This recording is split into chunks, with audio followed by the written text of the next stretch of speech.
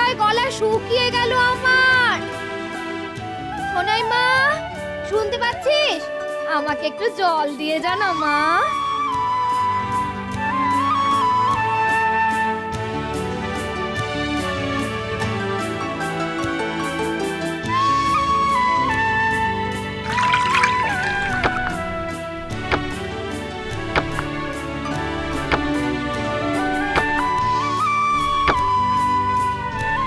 এই নাও মা, জল খাও।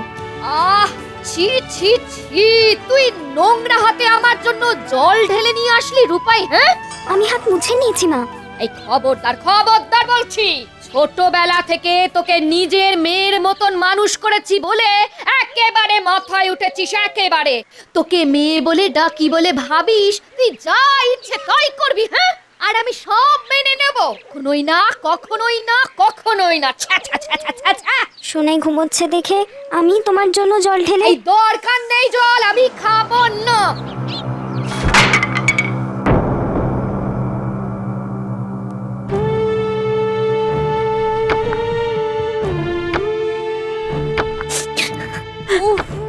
কি হয়েছে? এত চেঁচামেচি কিসের? কিচ্ছু হয়নি মা, কিচ্ছু হয়নি। তুমি ঘুমো ঘুমো মা, ঘুমো। আচ্ছা। এই, তোর ঘর মোছা হয়েছে? নে, এবার বাকি কাঠ কটা কেটে ফেল দেখি। যত রাজ্যের জ্বালাতো, কবে যে আমার ঘর থেকে নামবে। উহ! ছ্যা, ছ্যা, ছ্যা, ছ্যা, ছ্যা। আর শেষ করে বালতিটাও ধুয়ে রাখে না এই মেয়েটা। এই এই রূপাই, এই আসছি মা।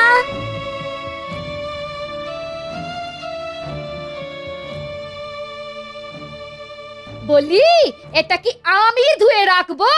না, আমি করছি।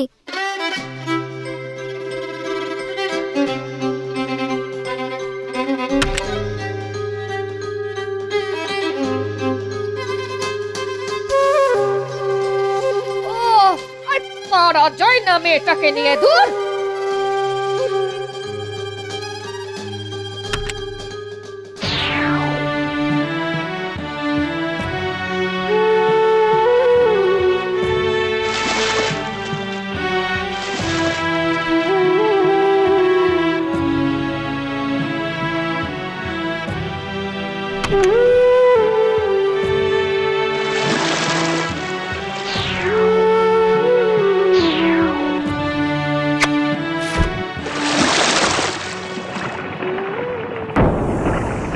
এই এই এই এই, কিসের আওয়াজ হলো রে? দেখো না মা, জল বোঝাই বালতিটা দড়ি ছিঁড়ে কুয়োতে পড়ে গেল। কি দিলি তো বালতিটা কুয়োর মধ্যে ফেলে। এই যা যা, এবার কুয়োর ভেতরে নেমে ওটাকে তুলে নিয়ে আয়। আমি বুঝতে পারিনি মা, ভুল হয়ে গেছে। চোখের জলে চিড়ে ভিজবে নাই বলে দিলাম। যা যা বলছি রূপাই, যা।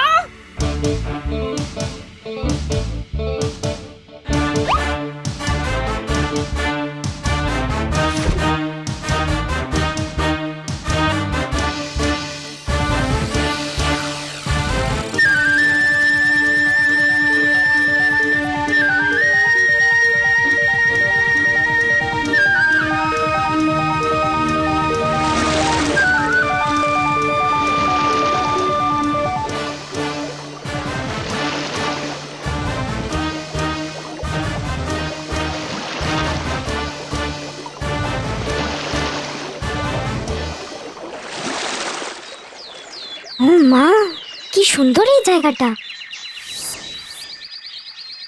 পুরো রূপকথার গল্পের মতন। ওর ভেতরে এমন একখানা রূপকথার দেশ আছে, মা আমাকে আগে বলেনি তো।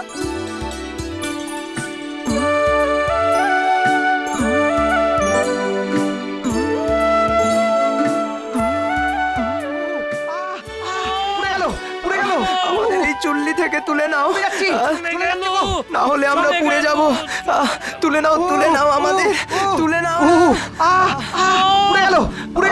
আমাদের এই চুল্লি থেকে তুলে নাও, না হলে আমরা পুড়ে যাব। তুলে নাও, তুলে নাও আমাদের, তুলে নাও না।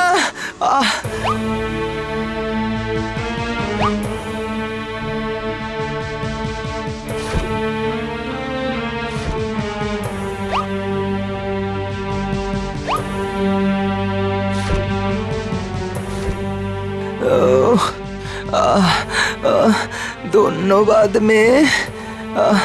তুমি এগিয়ে যাও।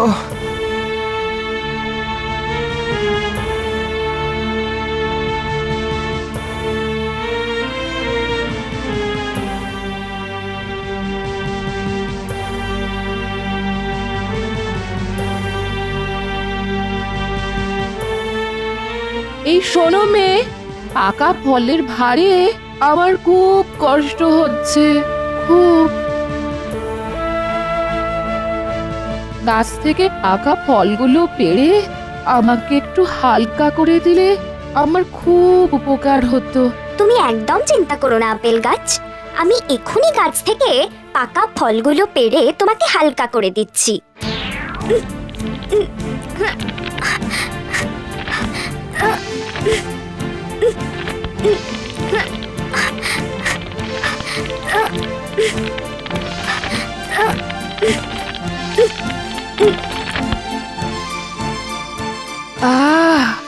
এবার নিজেকে অনেক হালকা লাগছে। ধন্যবাদ মেয়ে, তুমি এগিয়ে যাও।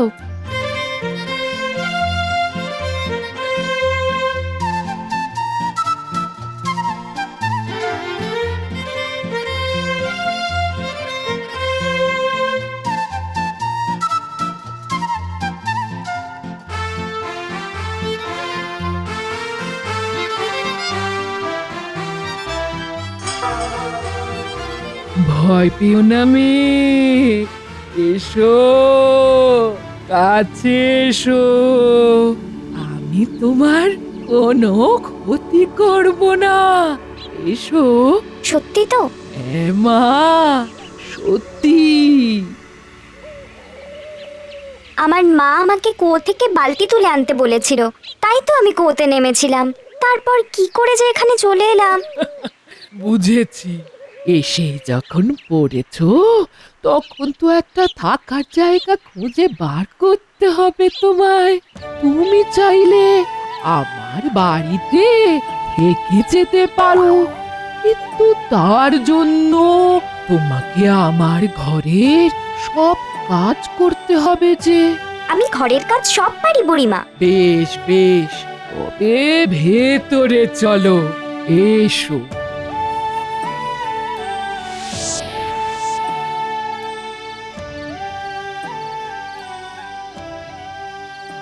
মেয়েটা এখনো তো উঠে এলো না, গেল কোথায়? যাক গে যাক, ফিরে না এলেই ভালো। যা।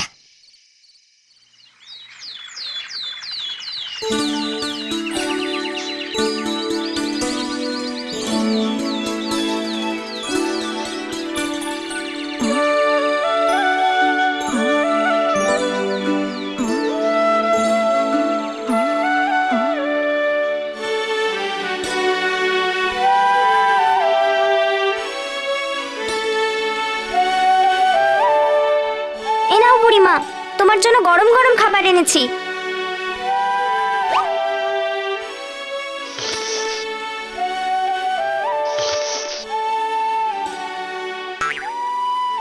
আহ আহ শোনাবে। কি হলো মা? আমার মায়ের কথা মনে পড়ছে বুড়িমা। মাকে ছাড়া আমি আগে কখনো থাকিনি তো। তোমার মা তোমায় খুব ভালোবাসে বুঝি? হ্যাঁ। তাহলে তোমাকে আমি আর এখানে আটকে রাখবো না। চলো চলো আমার সঙ্গে, চলো চলো।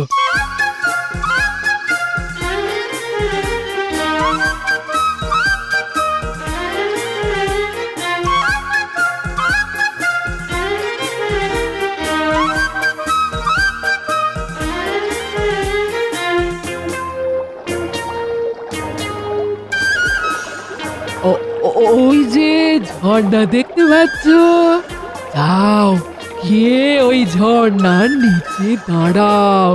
আচ্ছা বুড়িমা। শোনো রূপাই মা,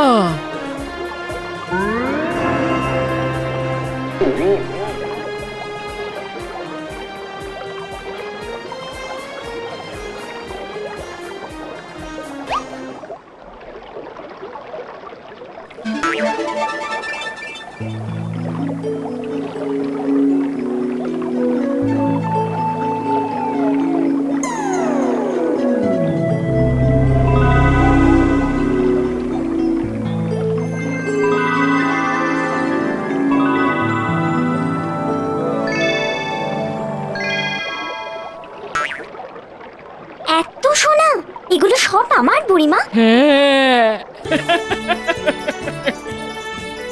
এগুলো সব তোমার, সব জাদু ঝর্ণা। যাও, রূপাইকে আবার নিজের বাড়িতে পৌঁছে দাও।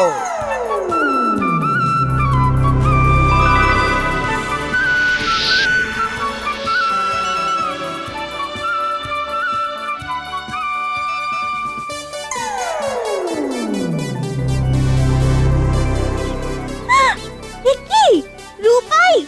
ওমা ওমা মা, রূপাই ফিরে এসেছে, রূপাই ফিরে এসেছে। উমা, এ তো খাঁটি সোনা। হ্যাঁ, এই কোথায় পেলি এসব? হ্যাঁ, কোথায় পেলি? জাদুপুরি দিয়েছে আমাকে, আর সঙ্গে গোতে পড়ে যাওয়া বালতিটাও দিয়েছে। এই যে জাদুবুড়ি সে থাকে কোথায়? আমিও যাব তার কাছে। বল বল বল, কি করে যাব আমি জাদুবুড়ির বাড়ি? ও, তার মানে তুই বলতে চাইছিস এই কুয়োর মধ্যে জাদুবুড়ির বাড়ি যাওয়ার রাস্তা? হ্যাঁ, ও সোনাইমা, সোনাইমা, দেরি করিস না, তুইও যা, গিয়ে দু হাত ভরে সোনা নিয়ে আয়, সোনা নিয়ে আয়। যা যা যা সোনাইমা, যা, এক্ষুনি যা। হ্যাঁ, এক্ষুনি এক্ষুনি যাচ্ছি মা।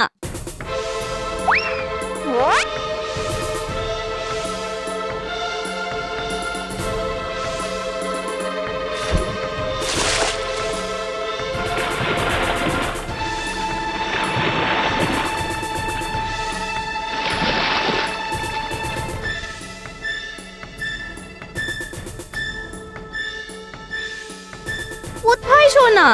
এখানে তো শুধু গাছ আর গাছ। ধ্যাৎ, যাই একটু এগিয়ে গিয়ে দেখি।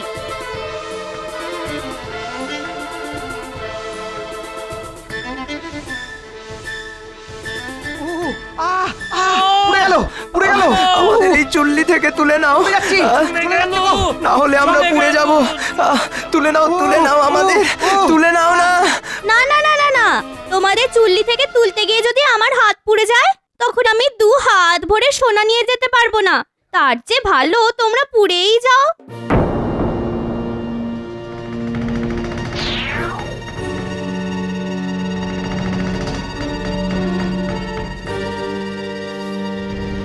এই শোনো মেয়ে, পাকা ফলের ভারে আমার খুব কষ্ট হচ্ছে।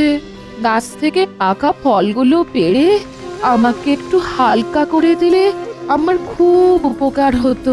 ওহ, আমি এখানে আপেল পেড়ে নিয়ে যেতে আসিনি, আমি এসেছি সোনা নিয়ে যেতে, বুঝলে? সোনা সোনা।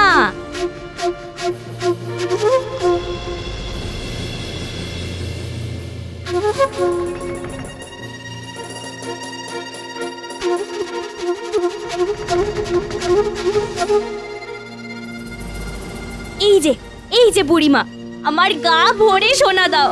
কে তুমি মা? আমি সোনাই, রূপাইয়ের ছোট বোন। তুমি আমার দিদিকে গা ভরে সোনা দিয়েছো, তাই আমিও এসেছি সোনা নিয়ে যেতে।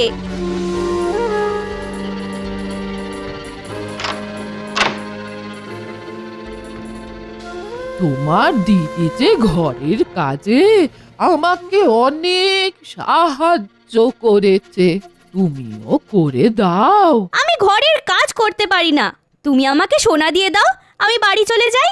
বেশ, চলো তবে আমার সঙ্গে।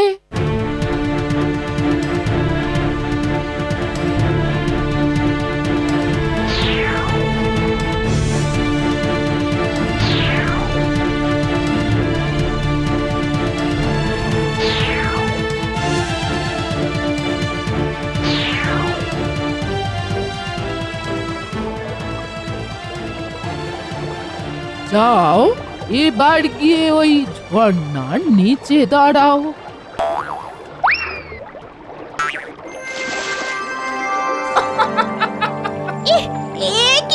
এ কি সোনা কোথায়? আমার সারা গায়ে যে কালি লেগে গেল। ছি ছি ছি ছি, ইস। যার ভেতরটা যেমন, এই ঝর্ণা তাকে সেরকমই উপহার দেয় মা। তোমার দিদি দিদির মনটা খাঁটি সোনার মতন, তাই তোমার দিদি পেয়েছে সোনা। আর তোমার নাম সোনাই হলেও মনটা কালো কালির মতো, তাই তুমি পেলে কালো কালি। যার মন পরিষ্কার নয়, যে অসহায়কে সাহায্য করতে জানে না, সবার সঙ্গে ভালো ব্যবহার করতে জানে না, যাদের মনে শুধু লোভ, তাদের এভাবেই কালি মেখে বাড়ি ফিরে যেতে হয়। না, আমি সোনা নিয়ে তবেই এখান থেকে যাব।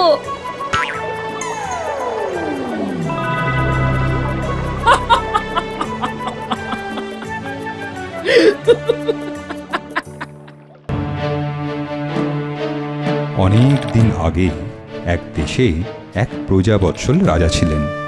তাকে তার দেশের প্রজারা খুব ভালোবাসত। কিন্তু সেই রাজা সারাক্ষণই লোকের মনের কথা জানতে চাইতেন, যাতে তিনি আরও ভালোভাবে রাজ্য শাসন করতে পারেন।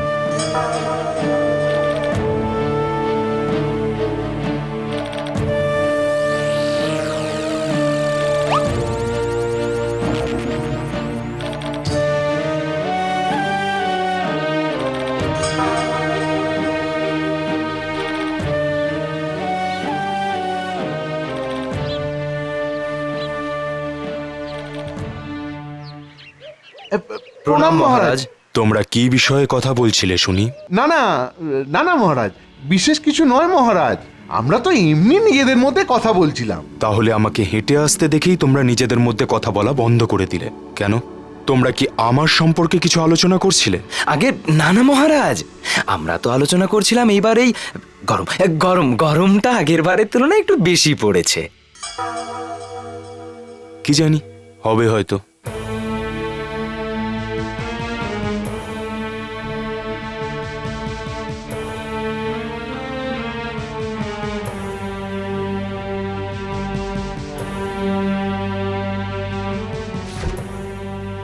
যদি কোনো উপায় থাকতো মানুষের মনের কথা জানার, তাহলে জানতে পারতাম এই রাজ্যের মানুষেরা তাদের মহারাজ মানে আমার সম্পর্কে কি ভাবে। না, অনেক চেষ্টা করেছি, কিন্তু কিছুতেই রাজ্যের মানুষজনের মনের কথা জানার কোনো উপায় আমি খুঁজে পাচ্ছি না। বড় জানতে ইচ্ছে করে তারা আমার সম্পর্কে কি ভাবে।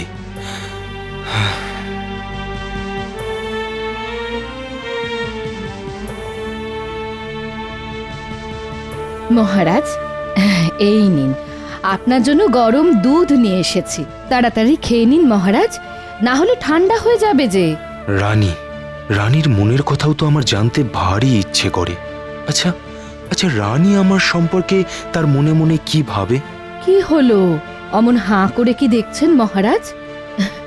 নিন, খেয়ে নিন। মহারাজ, দাসী বলছিল। দাসী? দাসী কি বলছিল? আচ্ছা, সে কি তার মনের কথা বলছিল? বলো না রানী, দাসী কি তোমাকে বলেছে যে সে মনে মনে আমার সম্পর্কে কি ভাবে? এসব কি কথা মহারাজ? আমোঘা দাসী আমাকে তার মনের কথা বলতে যাবে কেন মহারাজ? মনের কথা কি কেউ মুখ ফুটে বলে? তাহলে তুমি যে বললে দাসী বলছিল। ও হ্যাঁ, দাসী বলছিল দুধে একদম কম চিনি দেওয়া আছে। ও, এই কথা।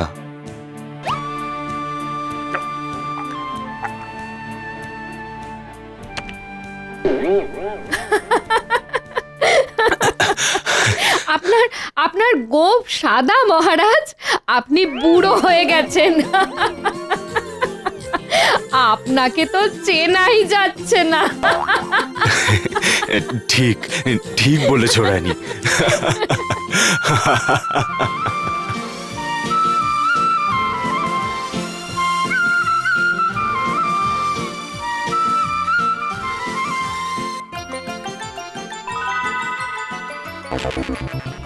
পেয়েছি, রাজ্যের মানুষজনের মনের কথা জানার একটা উপায় আমি খুঁজে পেয়েছি।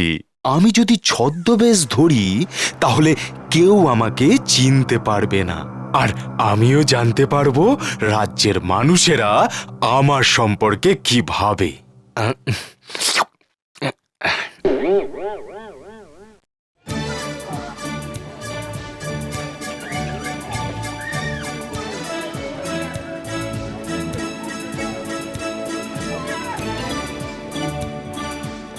ছদ্মবেশে আমায় কেউ চিনতে পারছে না তো?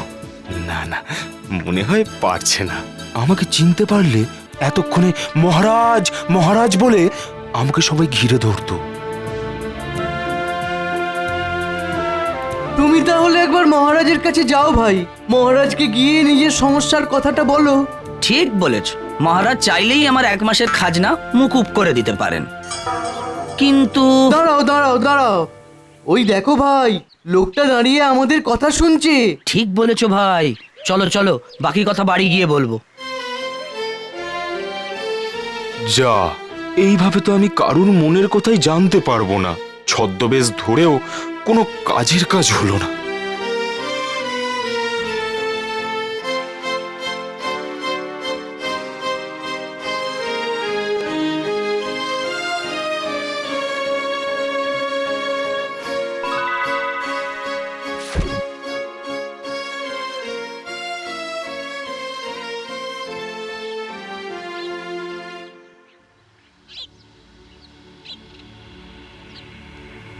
না না না না, এই ব্যাপারে আমি তোমাকে কোনো সাহায্য করতে পারবো না ছদ্মবেশী মহারাজ।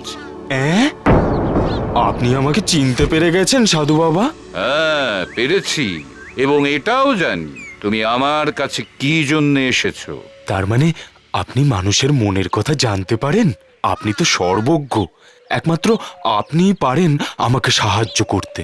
আমিও জানতে চাই সাধু বাবা, এই রাজ্যের লোকেদের মনের কথা। ওরে মূর্খ, মনের কথা জেনে কি করবি? কিছু কিছু কথা না জানাই ভালো। না না, অমন বলবেন না সাধু বাবা, আমাকে দয়া করে সাহায্য করুন। আপনি তো পারেন সবার মনের কথা জানতে, আর আমি জানতে চাইলেই দোষ? ওরে, সংসারে সবার সাথে মিলেমিশে থাকতে গেলে এসব জানার কোনো দরকার নেই। তাই তো ভগবান আলাদা আলাদা মানুষ তৈরি করেছেন, যাতে সবার মনের ভাবনা আলাদা আলাদা হয়। না না, একবার যখন আপনার দেখা পেয়েছি তখন এত সহজে আপনাকে আমি ছাড়ছি না। একমাত্র আপনিই পারেন আমার মনোবাঞ্ছাটা পূরণ করতে। না, তুই তো দেখছি মহান আছর বান্দা। বেশ,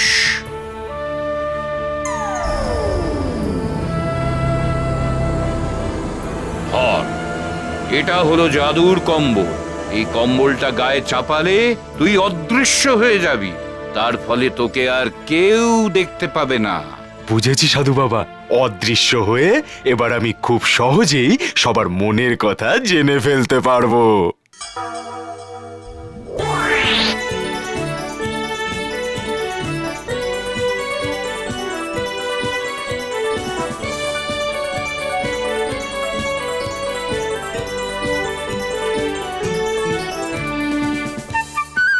হ্যাঁ রে, তোদের মহারাজ গেলেন কোথায়?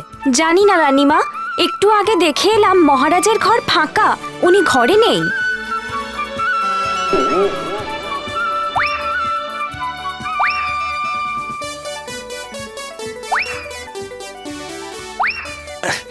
আর আর দরকার নেই এই ছদ্মবেশের। এবার আমি সবার মনের কথা জেনে ফেলবো এই জাদু কম্বলের গুণে।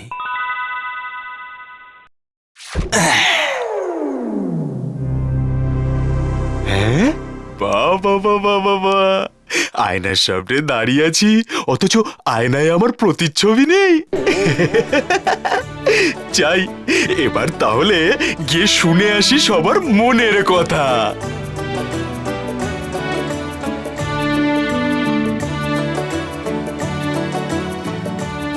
রানীমা, মহারাজের জন্য আজ কি রান্না করব? মহারাজের জন্য এই অল্প করে সোনামুগ ডাল কর, আর যে কোনো 4-5টা নিরামিষ পদ রান্না কর। তোদের মহারাজ তো মাছ মাংস খেতে একেবারে পছন্দ করেন না। আর আপনি কি খাবেন রানীমা? তোদের মহারাজ যা খাবেন তাই খাবো। বাবা বাবা বাবা, রানী আমাকে কত ভালোবাসে। আমি যা খাবো রানীও তাই খাবে বলছে। তোদের মহারাজের জন্য মাছ মাংসের স্বাদ তো প্রায় ভুলতেই বসেছি আমি। মাছ মাংস দেখলেই উনি নাক সিটকন, তাই ওনার সাথে খেতে বসে মাছ মাংস ছোঁয়াও যায় না। আমার জন্য রানী মাছ মাংস কিচ্ছু খেতে পারে না? তার মানে রানী মনে মনে আমাকে নিশ্চয়ই দোষ দেয় মাছ মাংস না খেতে পারার জন্যে। তাতে অবশ্য আমার কোনো দুঃখ নেই। বেশি মাছ মাংস খেলে পেটের ব্যামোও বেশি হয়। বলি, মহারাজ ঠিকই করেন, নিরামিষ আহার করা সব থেকে ভালো। আর মহারাজের সঙ্গে থেকে থেকে আমারও এই অভ্যেসটা হয়ে গেছে। ঠিক বলেছেন রানীমা। বুঝলেন মন্ত্রী মশাই, এই মহারাজকে কত করে বললাম বেতনটা বাড়িয়ে দিন, কিছুতেই বাড়ালেন না। আমাদের মহারাজ বড় হিসেবি, আমার বেতনও 1 পয়সাও বাড়েনি। বেতন বাড়ায়নি বলে আমাকে হিসেবি বলে খুঁটা দিলে তোমরা।